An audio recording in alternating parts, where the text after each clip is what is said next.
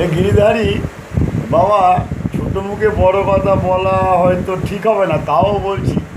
মনের অধিকারীকে ইন্দ্র, তা ইন্দ্র হলো একটা দুশ্চরিত্র, আঘোড়াই শয়তান, দুশ্চরিত্র শয়তান। তা মনে বসে আছে ইন্দ্র।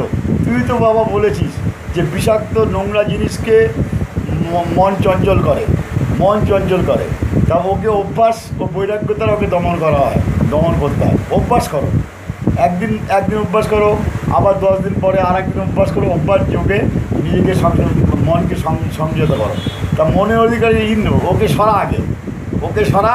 দেখবি পৃথিবীর সুন্দর গৌরবময় পৃথিবী। প্রথম সৃষ্টির থেকে দেখ কি বিচিত্র সৃষ্টি হয়েছিল প্রথম।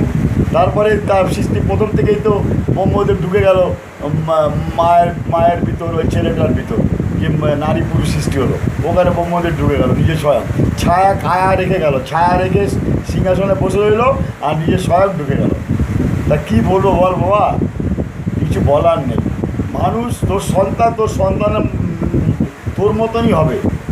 ভেদাভেদ করেছে ইন্দ্রদেব, তোর সন্তান তোর মতনই হবে। কিছুটা 19-20 হতে পারে, আলাদা প্রশ্ন, কিন্তু বেপরোয়া বেলম্পট মানে নোংরা এত শিবের সন্তান হবে না। ইন্দ্রকে সরা, ওই চরিত্রহীনকে সরা, একটা চরিত্রকে সরা। কেননা ওকে আমি সহ্য করতে পারে ব্রহ্মদেবকে, ইন্দ্রদেবকে, আর ইসেকে সূর্যদেবকে। সালা অন্য দেশে ঠান্ডা, আর এই দেশে ইন্ডিয়ায় গরম। এত পাপি ইন্ডিয়ার লোক।